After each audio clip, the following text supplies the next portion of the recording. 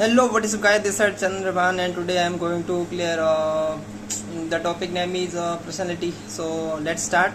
The meaning of personality is the word of personality is taken from the language of Latin, which means persona. Hindi में इसका मतलब होता है कि मुखौटा, और हाँ हिंदी में वही।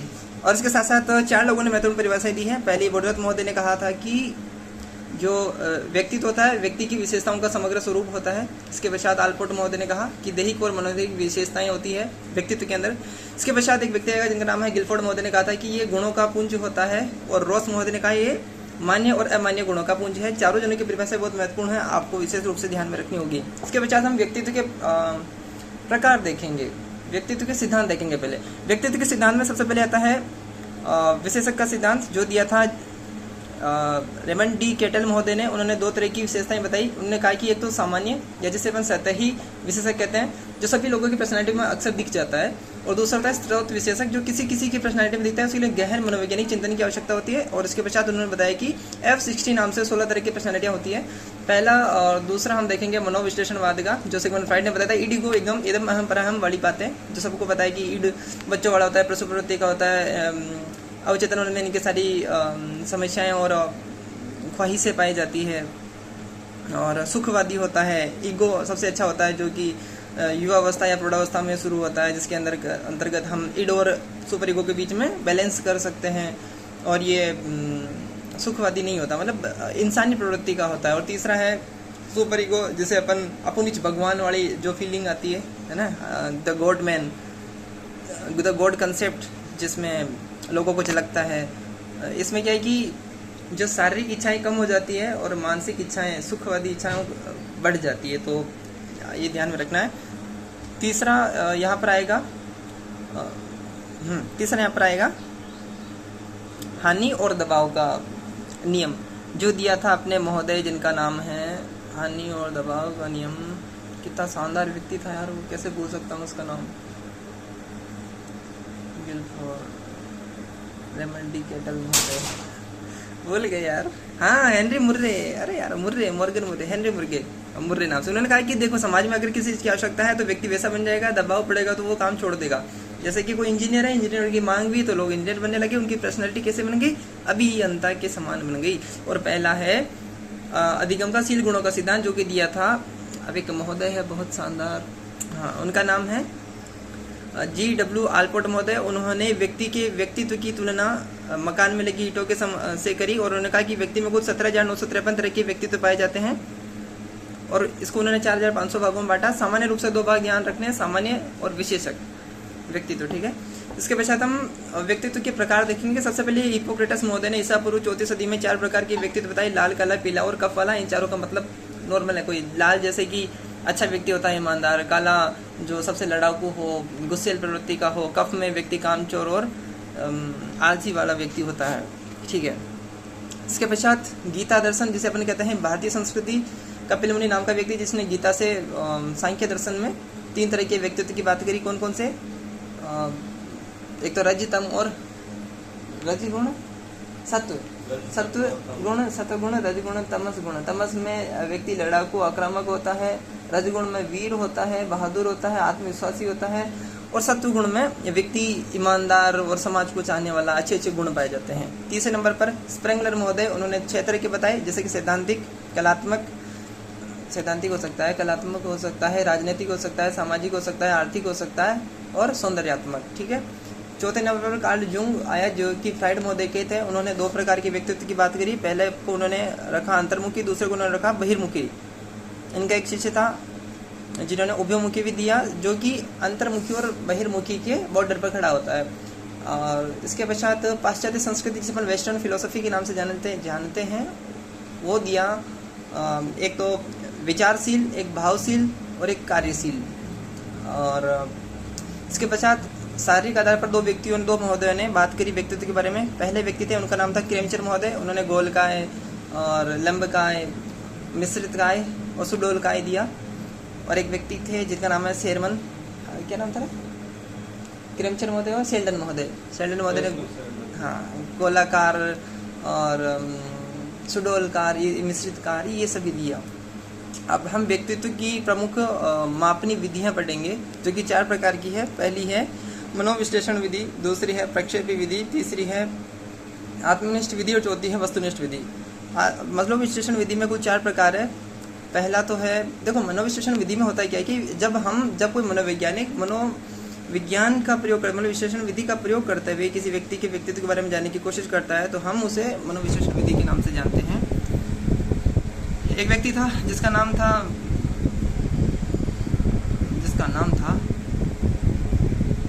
जी, तो एक व्यक्ति था जिसने मनोविश्लेषण विधि के अंदर एक विधि दी थी जिसका नाम है शब्द साचार्य विधि, और ये दी थी फ्रांसिस गाल्टन महोदय ने। इन्होंने कहा कि शब्दों के माध्यम से जब हम किसी व्यक्ति के व्यक्तित्व के बारे में जानकारी प्राप्त करने की कोशिश करते हैं तो उसे शब्द साचार्य विधि कहते हैं।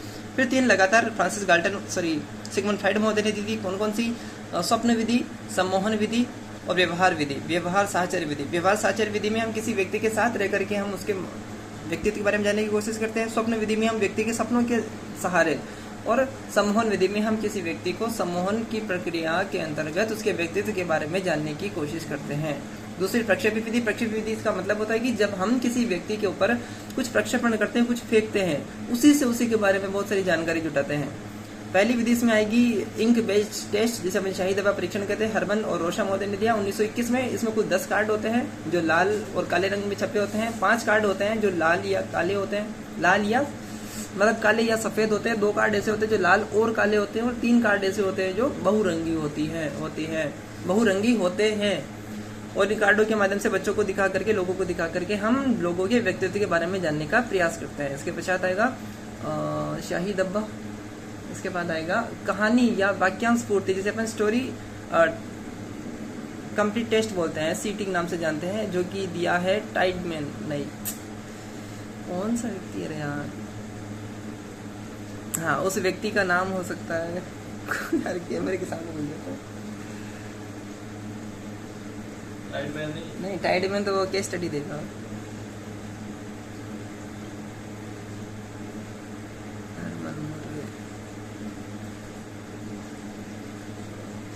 देखना पड़ेगा यार।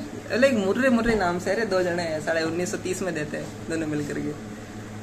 ठीक है, 1930 में दिए थे मॉर्गन मुर्रे, और ऐसा एक अजीब एक तो नाम ढंग के नहीं रखते कभी ने।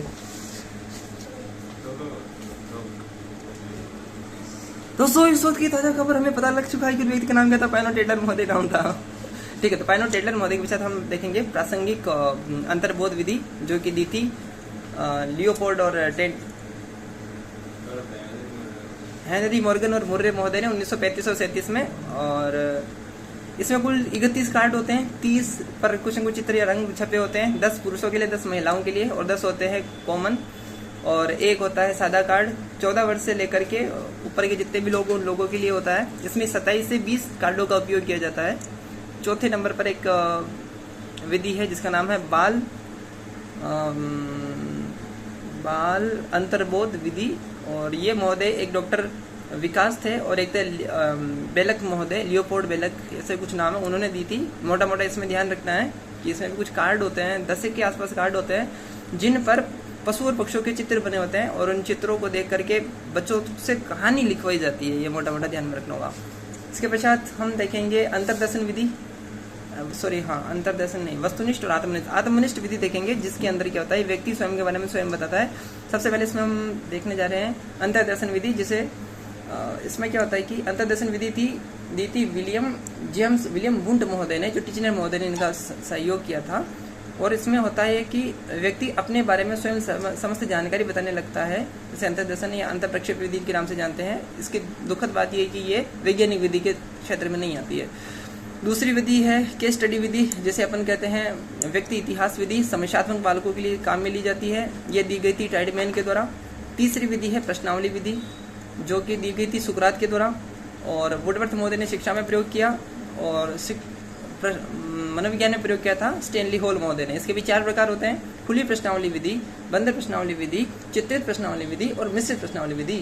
जब हम किसी व्यक्ति को सिर्फ ये ऑप्शन देते हैं कि हाँ या नहीं, या रिक्त स्थान की पूर्ति के माध्यम से प्रश्नों का उत्तर दे, तो उसे बंद प्रश्नावली विधि कहते हैं, जैसे कि 3rd ग्रेड का पेपर।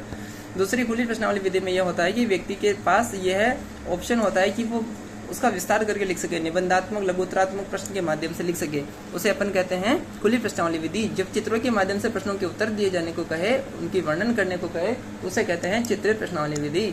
और चौथी विधि के अंतर्गत मिश्रित प्रश्नावली में ये तीनों के तीनों चीजें आती है, जिससे 7वीं कक्षा के सामाजिक विज्ञान का पेपर।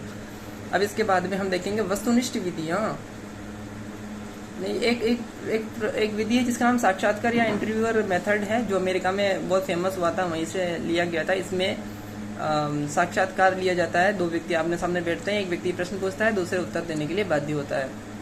चौथा प्रकार है वस्तुनिष्ठ विधियां। उसमें एक सामाजिक या समाजमिति विधि के नाम से जानते हैं, एक शारीरिक एक क्रम परीक्षण और एक वही दर्शन विधि थी JB वॉटसन महोदय ने, और ये एक वैज्ञानिक विधि है। दुर्गेश नाइक।